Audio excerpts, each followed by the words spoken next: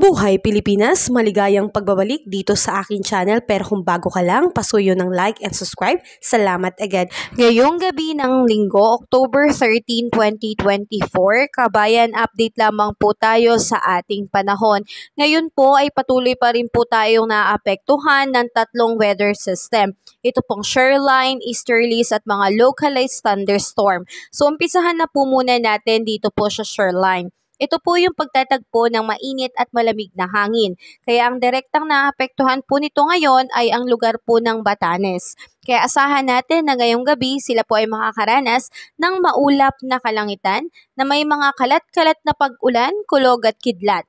So, posible rin po ang pagkakaroon ng mga biglaang pagbaha and landslide, kaya pinag-iingat po natin ang ating mga kababayan, kapamilya at kapatid dyan sa may Batanes. Samantalang dito naman po sa may Cagayan, Isabela, Aurora, Quezon, Bicol Region, and the rest of Cagayan Valley, ito pong mga lugar na to ay direktang naapektuhan ng easterlies. Ito po naman yung mainit na hangin mula sa Karagatang Pasipiko.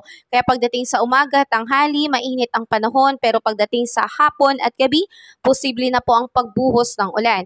So ngayong gabi, asahan natin ang cloudy skies with scattered rain showers and thunderstorm. So may pag-ulan po tayong aasahan, kaya ugaliin po nating magdala ng payong, kapote para sa mga biglaang buhos ng ulan.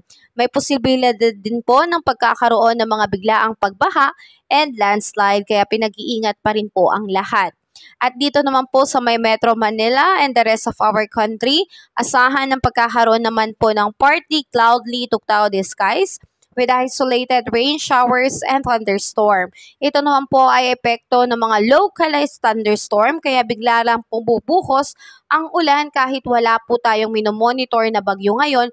Dahil din po dito sa mga localized thunderstorm, posible po ang pagkakaroon ng flash flood and landslide. Kaya patuloy po tayong mag-monitor at mag-antabay sa ating ulat panahon. And kabayan, nung nakarang araw, meron po tayong minomonitor hanggang sa kaninang umaga at hapon na isang sama ng panahon sa loob ng Philippine Area of Responsibility.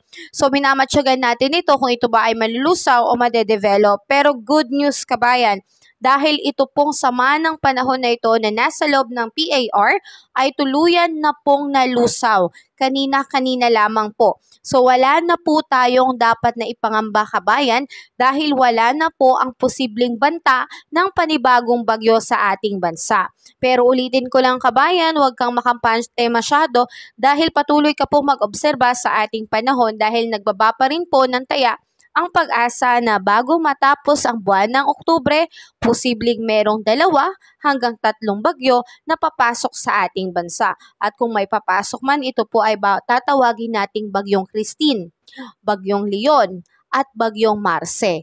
Kaya patuloy tayong mag-antabay at patuloy tayong maging updated sa ating panahon. Lagi pa rin nating dalhin ang ating mga payong, kapote. Umulan man o umaraw, meron po tayong pananggala sa tindi ng sikat ng araw o kaya naman sa mga biglaang buhos ng ulan. Kaya patuloy tayong mag-ingat kabayan. Have a safe day po sa lahat. God bless kabayan. Kabayan, kung nakatulong sa iyo ang video na to, huwag mo namang kalimutang mag-like and subscribe at pasuyo na rin po, pahit na rin po ng notification bell para updated ka sa mga susunod ko pang weather update. Muli, maraming salamat, ingat, God bless po kabayan.